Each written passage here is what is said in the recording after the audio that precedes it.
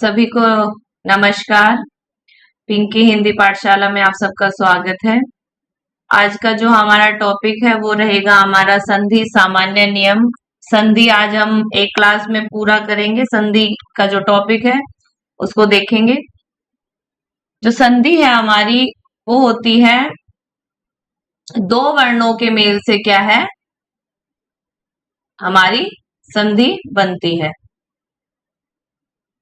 दो वर्णों के मेल से होने वाले विकार को संधि कहते हैं। वर्ण मतलब जैसे कि मान लो इधर हमारा अ है और इधर हमारा कोई दूसरा वर्ण है, कोई भी वर्ण लगा लो, ई है, तो दो वर्णों के मेल से होने वाले विकार को संधि कहते हैं। एक शब्द इधर होगा, एक शब्द इधर होगा, और जो इसके लास्ट का होगा, इसके शुरुआत का होगा, तो ये दोनों मिलकर क्या है, एक शब्द का निर्माण करेंगे। ये दोनों वर्ण आपस में मिलकर जो विकार उत्पन्न करते हैं उसे क्या कहते हैं, संधि कहते हैं। संधि संस्कृत का शब्द है। शब्द या पद जब एक दूसरे के पास होते हैं तब उच्चारण की सुविधा के लिए पहले शब्द के अंतिम और दूसरे शब्द के प्रारंभिक अक्षर एक दूसरे से मिल जाते हैं। जैसे कि मैं आपको एक उदाहरण के ये समझाती हूँ। जैसे कि ये है शिव और आल्य। इसमें क्या है, ये अंतिम है, पहले शब्द का अंतिम और दूसरे शब्द का प्रारंभिक अक्षर व। इसके लिए आपको एक वर्ण विच्छेद करने बहुत जरूरी है। मेरे चैनल पे वर्ण विच्छेद की क्लास है, जिसको शब्दों को तोड़ना आ जाता है तो वो संधि बहुत आसानी से कर सकता है।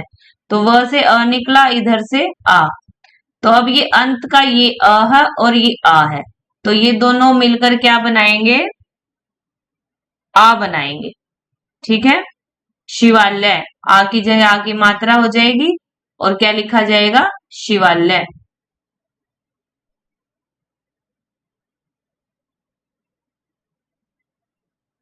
शिवालय, ये क्या है, ये होने वाला विकार जिसको हम क्या कहेंगे, संधि कहेंगे।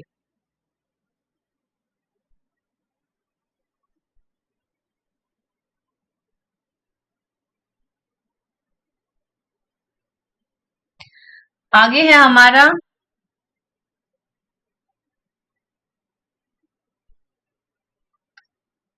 संधि में जब दो अक्षर या वर्ण मिलते हैं तब उनकी मिलावट से विकार उत्पन्न होता है। वर्णों की यह विकारजन्य मिलावट क्या है, संधि कहलाती है।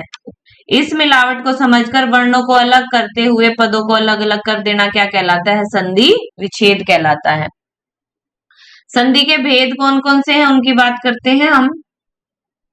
संधि के हमारे तीन भेद हैं, स्वर संधि, व्यंजन संधि और विसर्ग संधि। संधि के हमारे कितने भेद हैं, तीन भेद हैं।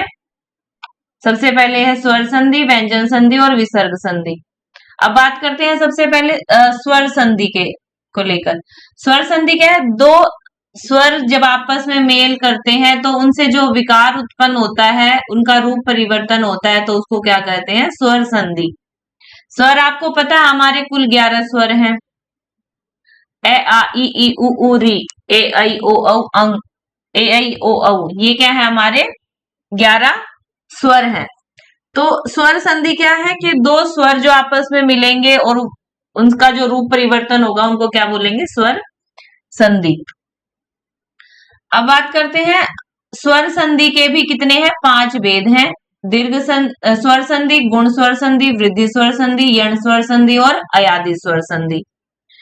सबसे पहले बात करते हैं दीर्घ स्वर संधि की। दो सवर्ण स्वर मिलकर दीर्घ हो जाते हैं। दो सवर्ण एक जैसे जब स्वर मिलते हैं तो क्या है, वो दीर्घ हो जाएंगे। जैसे ए में ए जुड़ेगा तो क्या है, दीर्घ होगा, आ बन जाएगा। ए में आ जुड़ेगा तो भी आ बनेगा, ए में ए जुड़ेगा तो भी क्या बनेगा, अ ही बनेगा। तो ऐसे ही दो सवर्ण स्वर मिलकर दीर्घ हो जाते हैं, ए आ ई उ ऊ, और री के बाद वे ही हर्ष या दीर्घ स्वर आए तो दोनों मिलकर क्या बन जाते हैं, आ ई उ और री हो जाते हैं। उदाहरण के लिए देखते हैं, जैसे कि एग्जाम्पल मैंने दिया शिव और आल्य। शिव में व में ए और आल्य आ जुड़ा तो क्या बन गया, आ ही बना, शिवाल्य। ठीक है, इसमें है अ और क्या था इसमें, अभाव। अभाव का ए जुड़ा तो क्या बना, आ ही बना, अनाभाव। भोजन आल्य, न से क्या निकला हमारा अ और इधर से क्या मिलाया आ, तो इधर से ये दो मिले तो क्या बना आ, भोजनालय। जो बनता है स्वर उसकी क्या है, मात्रा लगाई जाती है। विशेष ध्यान रखना इस चीज का, जो स्वर बनेगा उस स्वर की क्या है, मात्रा लगाई जाएगी। विद्या अर्थी, विद्यार्थी, ये विद्यार्थी ऐसे लिखा जाता, द हलंत यार्थी, विद्यार्थी, विद्यार्थी। ठीक है, ये द और या, विद्यार्थी। विद्या और आल्य, विद्यालय। महा आशय, महाशय। फिर ई की बात करते हैं। ई में ई जुड़ेगा तो बड़ी ई जुड़ेगा तो भी बड़ी ई में छोटी ई जुड़ेगा तो भी बड़ी ही आएगा, तो क्या है, दीर्घ ही आएगा। उदाहरण के लिए गिरी में छोटी ई है, ये ई, और इधर क्या है हमारा, ये भी छोटी ई है, तो क्या बना, गिरीश। दीर्घ में दीर्घ ही बनेगा, गिरिंद्र। इसमें गिरीश बड़ी ई है तो बड़ी ई ही बनेगी, गिरीश। मात्रा सभी बड़ी ई आएगी। पृथ्वीश, पृथ्वीश, ये है दीर्घ संधि। अब ऊ में ऊ सवर्ण जुड़ा, ऊ में ऊ जुड़ा तो भी बड़ा ऊ में छोटा ऊ बड़ा ऊ जुड़ा तो भी क्या है, दीर्घ ही ऊ आएगा। भानु उदय, भानुदय। स्वयंभू उदय, स्वयंभुदय। अब री की बात करते हैं। री में जब री जुड़ता है तो री ही बनता है। पितरी और ऋण, पितृण। ये इधर क्या है, त के साथ क्या है, री है। ये मात्रा है ना, ये री की मात्रा है, री, और इधर भी री जुड़ा तो हमारा क्या बना, री ही बना, तो पितृण। अब है गुण संधि आगे। यदि ए या आ के बाद ई उ और री आए तो दोनों मिलकर क्रमशः ए, ओ और अर हो जाते हैं। ये ए, ये ओ, और ये है चारों ओ, और ये क्या है, अर। जब अ या आ में ई जुड़ता है तो क्या बनता है, ए बनता है। जब ए या आ में ऊ जुड़ता है, बड़ा ऊ या छोटा ऊ कोई भी जुड़े तो क्या बनेगा, ओ बनेगा। ए में री जुड़ता है तो अ और रे क्या है, आधा बनता है, अर। हलंत का है, आधा रे, आधा रे आपको पता है, आधा रे होगा तो क्या है, वो मात्रा के ऊपर जाएगा। देव इंद्र, देवेंद्र। इसमें क्या है, ए बना, ए की मात्रा ऊपर गई, देवेंद्र। व से क्या निकला, इसमें अ निकला। ठीक है, वह हलंत तो अ इसके साथ मिला हुआ है स्वर, और इसके साथ क्या है, ई जुड़ा तो हमारा क्या बना, ए, तो तभी देवेंद्र, ए की मात्रा। देव, ईश, देवेश। अब है आ में ई, महा, इंद्र, महेंद्र। जैसे महेंद्र है, आपको मैं बोलू इसका वर्ण विच्छेद करो तो इसको कैसे करोगे, म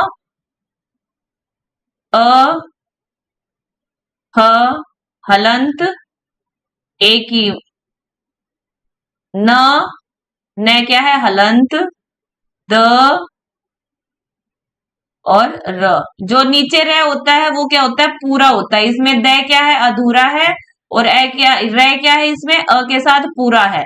अगर र अधूरा होता हलंत का तो ऊपर लिखा जाता। ठीक है, ये महेंद्र का पूरा क्या है, हमारा वर्ण विच्छेद। इससे हम संधि कैसे करेंगे।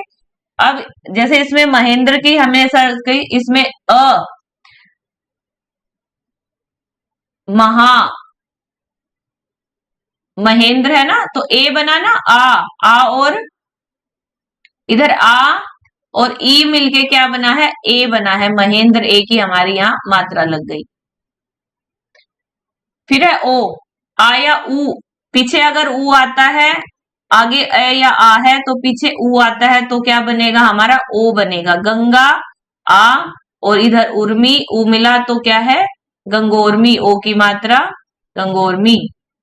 देव ऋषि, देवर्षि। अर बना, र की जो र हलंत है, आधा र है तो ऊपर चला गया, द देव। और ऋषि का क्या बना, अर।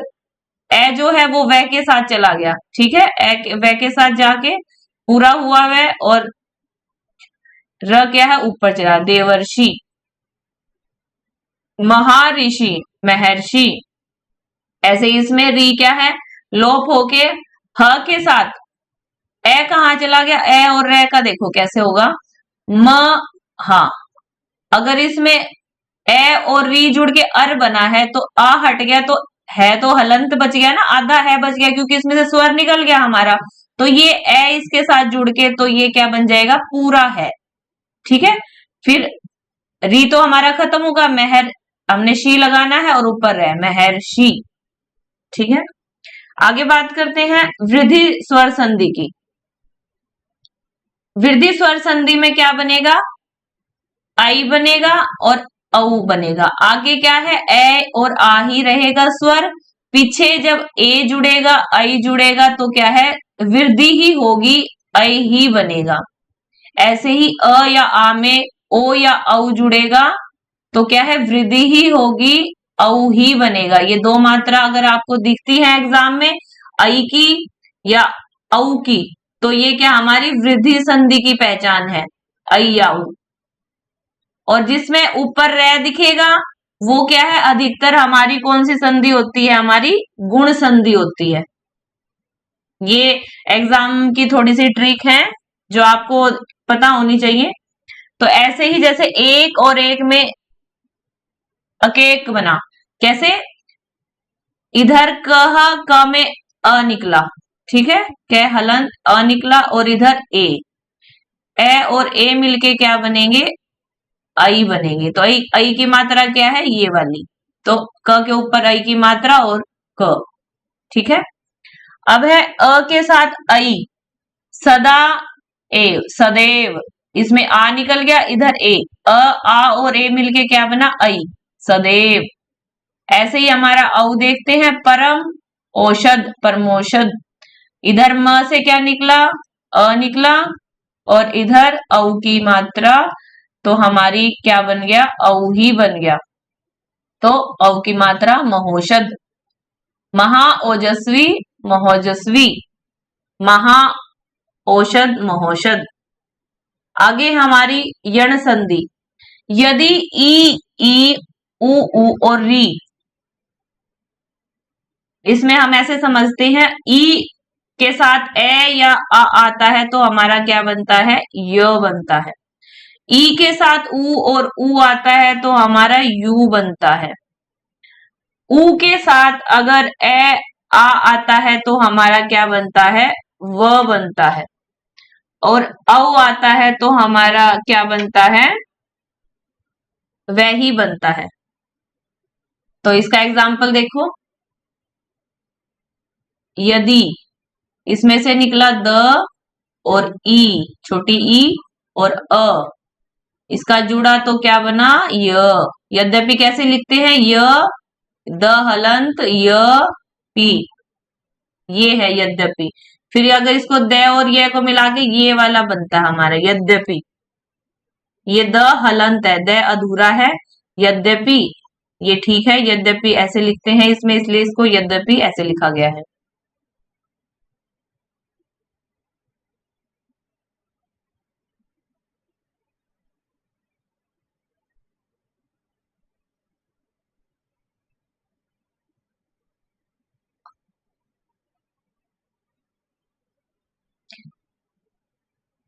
आगे है हमारा, ई में उ जुड़ता है तो क्या बनता है, यू बनता है। अति, छोटी की मात्रा और छोटा उ जुड़ा तो हमारा क्या बन गया,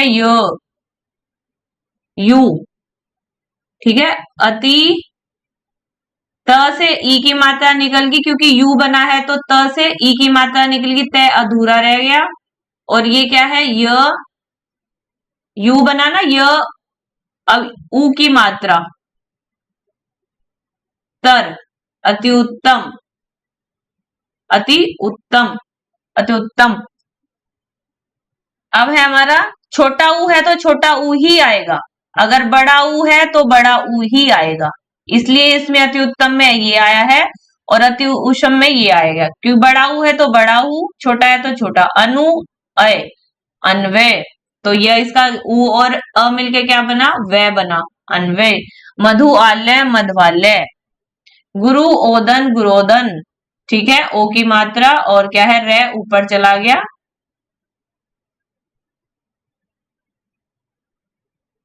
इसमें भी वह बना है, ओ की मात्रा के साथ ये जो रे था हलंत वाला हो गया, ऊ निकला इसके उसमें से, तो क्या है जो रे है वो क्या है, ऊपर चला गया इसके, रोदन। ऐसे एक बार री का देख लेते हैं। री में आ जुड़ता है तो क्या बनता है हमारा, पितृ आदेश। तर, इसमें क्या बनता है हमारा, त में री है और इधर क्या है, आदेश, तो हमारा क्या बनेगा इसमें, र। री और आ मिलके क्या बनता है, रे बनता है। कौन सा, हलंत वाला रे। तो रे हलंत, री को हटाया हमने, री ये है, री को हटाया, री की जगह क्या है, र हलंत। जब त और र मिलते हैं तो क्या बनता है, त्र बनता है, इसलिए क्या है, पित्रादेश, इसलिए इसको पित्रादेश लिखा गया है। री और आ जुड़ा तो हमारा क्या बन गया, त्र, क्योंकि त और रे, जब त में से री निकला तो हमारा त हलंत बच गया ना, त हलंत में र, पित्रादेश। आ का हमारा आ का ही रहेगा, पर क्या है त, अब ये पूरा बना है र और आ, तो ये इसका क्या बन गया, त्रा, ठीक है, पित्रादेश। आगे बात करते हैं अयादि संधि। यदि ए ऐ, ये ए है, ये ऐ है, ये ओ है, ये औ है। ए में जब कोई भिन्न स्वर, भिन्न स्वर मतलब अ, इधर अ जुड़ा है ना, भिन्न स्वर जुड़े तो ए का क्या है, अय हो जाता है। क्या हो जाता है, अ और यह हलंत, अय हो जाता है, ठीक है। आई का क्या हो जाता है, आय हो जाता है, आय। और ओ का क्या हो जाएगा हमारा, ओ का हो जाएगा अव, और औ का हो जाएगा हमारा आव। ये एग्जाम्पल देख लेते हैं। ने एन, ने में से अगर इसको निकालेंगे तो क्या बनेगा हमारा, न और ए और अन, ये है हमारा अ, ए और अ मिलके क्या बना, अए, यह हलंत है तो इसलिए न पूरा आ गया। ए की मात्रा हट गई, न के साथ अ जुड़ा, न पूरा हो क्योंकि ए की मात्रा हट गई, ये ए हटा तो न अधूरा रह गया ना, अधूरा न के साथ अ जुड़ जाएगा तो न पूरा, और य के बाद अन तो ऐसे ही है ना, यह में ए जुड़ेगा तो क्या बनेगा, पूरा यह बनेगा ना, हलंत है तो पूरा यह, और न, नयन। ये मात्रा सिर्फ चेंज होगी, ए की जगह क्या आएगा, इसमें अय आएगा। न में से ए की हट गई तो न अधूरा अ के साथ पूरा हो गया, य में ये ए जुड़ गया इसलिए यह पूरा हो गया, और न, नयन।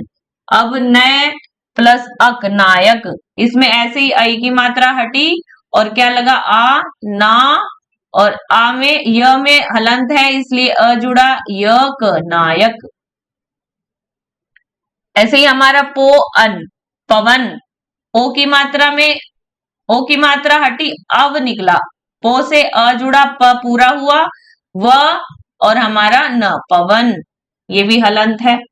ऐसे ही हमारा पऊ जब अन, पावन, औ में जुड़ेगा तो क्या बनेगा, आ की मात्रा लगेगी, औ हटके आ की मात्रा जाएगी, अव का क्या है, आव, अय का आय, एक मात्रा अय, दो मात्रा आय, एक औ की औ की मात्रा अव, दो मात्रा औ, आव, ठीक है। आगे हमारा ये थी हमारी स्वर संधि। अधिकतर एग्जाम में स्वर संधि पूछी जाती है। फिर भी हम व्यंजन संधि को पूरा करेंगे। व्यंजन संधि को देखते हैं और विसर्ग संधि को। व्यंजन से स्वर अथवा व्यंजन के मेल से उत्पन्न विकार को क्या कहते हैं हम? व्यंजन संधि कहते हैं। यदि क च ट त प, क च ट त प क्या है? जो वर्ग है हमारे स्पर्श व्यंजन है, जो स्पर्श व्यंजन है, ये व्यंजन के जो वर्ग है उसका क्या है? ये प्रथम वर्ण। ठीक है, ये कौन कौन से हैं?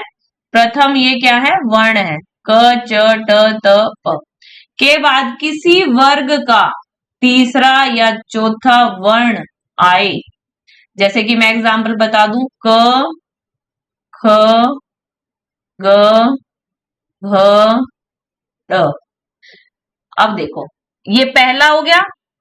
हर वर्ग मतलब 25 स्पर्श व्यंजन है, 5 वर्ग है हमारे, हर वर्ग में 5 हमारे क्या है? व्यंजन है। तो सभी का पहला, यदि क च ट त प के बाद किसी वर्ग का तीसरा या चौथा, तीसरा ग या चौथा घ, तीसरा या चौथा वर्ण आए, या य र ल व या कोई स्वर आए, तो क च ट त प क के स्थान पर क्या हो जाएगा? अपने ही वर्ग का क्या है? तीसरा वर्ण हो जाएगा। अपने ही वर्ग का तीसरा वर्ण क्या है? ग। ठीक है, जैसे कि दिक और गज, दिग्गज। ठीक है, ये जो क है इसका क्या बना? हमारा ग। अपने ही वर्ग का तीसरा वर्ण, तो क का तीसरा वर्ण क्या है? ग। तो क हलंत है तो ग भी क्या है? हलंत ही है, क्योंकि उसके साथ कोई है ही नहीं स्वर जो उसे पूरा करे, तो जो ग आएगा वो भी अधूरा ही रहेगा, तो हमारा ग भी अधूरा और पीछे गज पूरा लिख के दिग्गज। ठीक है, ऐसे ही है सत वाणी, सदवाणी। जैसे कि त थ द ध न, तो त के जो तीसरा वर्ण है त थ द है, इसलिए त की जगह क्या आ गया? द आ गया, और त हमारा अधूरा है तो ये द भी हमारा अधूरा रहेगा, और पीछे क्या है? वाणी। ऐसे ही है जगत और आनंद, जगदानंद। जय की बात करें तो हमारा जो जय है, च छ जय।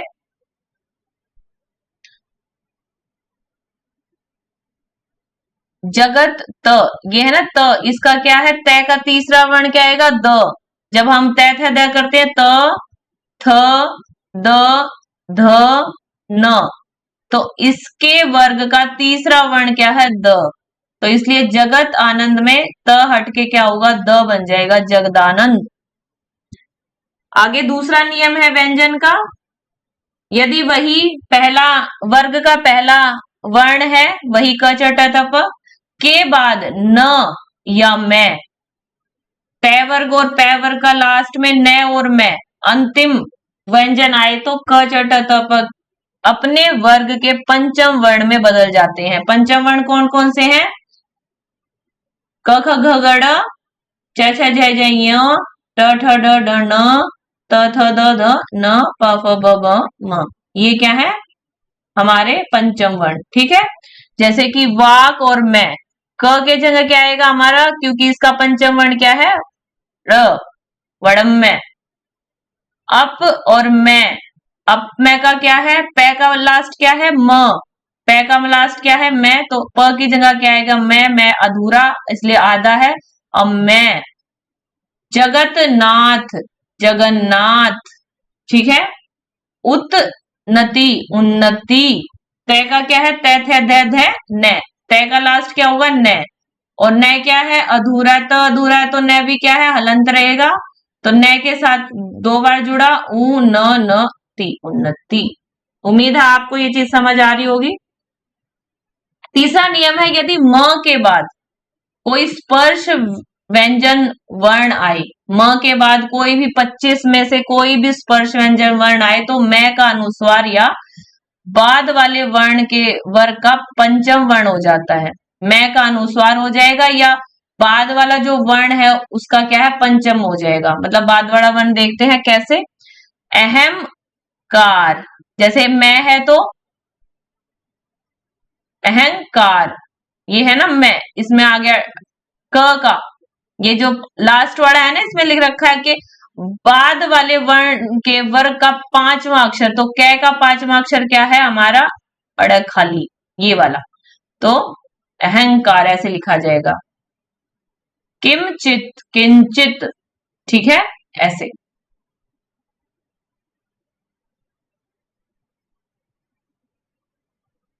आगे है, यदि वर्गों के अंतिम वर्ण, वर्ग क्या हमारे, कै वर्ग, वर्ग और वर्ण में कंफ्यूज नहीं होना, क वर्ग, च वर्ग, कौन से, जो हमारे इसमें 5 आते हैं, कै ख घ गड़ च छ ज झ य, तै वर्ग, ये हमारे क्या है, वर्ग, क्या हमारे ये वर्ग हैं। और इनमें जो 5 है वो क्या है, वर्ण है। यदि वर्गों के अंतिम वर्णों को छोड़ शेष वर्णों के बाद ह, यदि वर्गों के अंतिम वर्णों को छोड़कर शेष वर्णों के बाद, अंतिम मतलब जो 5वां है उसको छोड़कर शेष वर्णों के बाद है आए, तो है पूर्ण वर्ण के वर्ग का चतुर्थ वर्ण हो जाता है, और है के पूर्व वाला वर्ण अपने वर्ग का तृतीय वर्ण हो जाता है। जैसे कि उत, हत, इसको करेंगे उ, द, ये ध, ये त, ये ऐसे है। ये इसमें क्या है, द अधूरा है और ध पूरा है। अब देखो क्या है, यदि वर्गों के अंतिम वर्णों को छोड़कर शेष वर्णों के बाद, जैसे कि त के बाद ह है आ गया हमारा, तो है पूर्ण वर्ग, पूर्व जो उसके वर्ण है उसके वर्ग का चौथा। जैसे कि तय था, तो तय का चौथा क्या आएगा, त, थ, द, ध, ये चौथा है। तो चौथा क्या है, चतुर्थ वर्ण हो जाता है, ठीक है। अब ये देखो हो गया ना, तय का क्या है, चतुर्थ वर्ण, और क्या है, ह अपने पूर्व वाले वर्ण वाले वर्ग का तृतीय हो जाता है। मतलब वही त थ द, उसका त थ द द द, उसका तृतीय कौन सा होगा, द होगा, द, ये चतुर्थ होगा, ये द, इसलिए उद्धत, ठीक है। हश्व स्वर के बाद छह, तो हश्व स्वर के बाद छह हो तो छह से पहले च जुड़ जाता है। दीर्घ स्वर के बाद छह होने पर यह विकल्प से होता है, जैसे हश्व स्वर हमारे कौन, हश्व स्वर है हमारे अ, ई, उ और री, ये क्या है हमारे हश्व स्वर है हमारे ये, ठीक है। हश्व स्वर के बाद छह आ जाए, जैसे ई है ये परी ई, इसके बाद छह आ गया, छह के बाद च जुड़ जाता है, ये देखो च जुड़ गया ना, परिच्छेद, च अपने आप ही जुड़ जाता है। और दीर्घ स्वर के बाद छह होने पर यह विकल्प होता है, शाला छादन, शाला छादन, च जुड़ जाता है साथ में इसमें, हश्व स्वर के बाद अगर छह आता है तो। बात करते हैं विसर्ग की। विसर्ग के साथ स्वर या व्यंजन के मेल से जो विकार होते हैं उसे क्या कहते हैं, विसर्ग संधि कहते हैं। नियम, यदि विसर्ग के बाद छ हो तो विसर्ग का श, ट हो तो श, और त हो तो स सपेरा हो जाता है, ठीक है। विसर्ग के बाद च हो तो क्या है, श हो जाता है। विसर्ग के बाद छ हो तो भी श हो जाता है। और क्या है, ट हो तो ट या ठ हो तो क्या बन जाता है हमारा, श षटकोण, ये रहा। और विसर्ग के बाद ठ आता है तो भी क्या बनता है, श षटकोण, ठीक है। विसर्ग के बाद त या थ आएगा तो हमारा स बनेगा।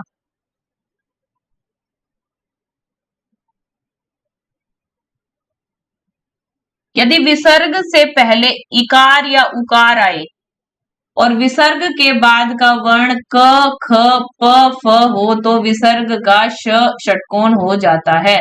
जैसे कि नी, विसर्ग के बाद क, इकार या उकार, पहले विसर्ग से पहले इकार, न में क्या है, ई है, विसर्ग से पहले ई, इकार या ऊ आ जाए, ठीक है, जैसे कि दू में ऊ आया हुआ है, तो विसर्ग के बाद का वर्ण कै, ख, पै, फै हो जाता है। जैसे कि ये हो गया निष्कपट, और विसर्ग का क्या बन जाता है, श, षटकोण।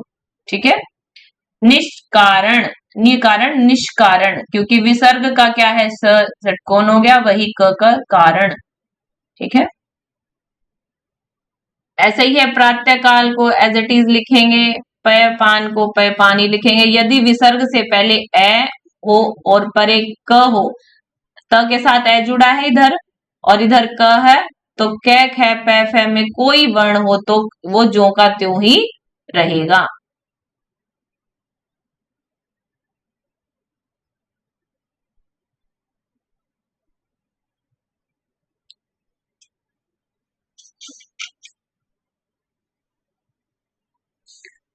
ये है कुछ विसर्ग संधि के उदाहरण है, मनय रथ मनोरथ, सर और ज सरोज, मन भाव मनोभाव, पे धर पयोधर, मनय जमा हर मनोहर, पय जमा द पयोद, मन जमा विकार मनोविकार, वय जमा वृद्ध वयोवृद्ध, यश जमा ध्रा यशोधरा। ये एग्जाम में काफी बार पूछे जाते हैं, वयोवृद्ध यशोधरा। यश जमा दा यशोदा, ये भी एग्जाम में काफी बार पूछा गया। पुर जमा हित पुरोहित, मन जमा योग मनोयोग, ये भी पूछा गया। ये पेपर एग्जाम में विसर्ग संधि के एग्जाम्पल स्वर संधि के ज्यादातर मिलते हैं, तो व्यंजन संधि के कभी कभार देखने को मिलते हैं, नहीं तो विसर्ग संधि और स्वर संधि से हमारा अधिकतर प्रश्न देखने को बनता है। तो ये थे हमारी आज की क्लास, जो कि संधि पर थी। आज हमने पूरी संधि को कवर किया है और मिलते हैं नेक्स्ट क्लास में। धन्यवाद।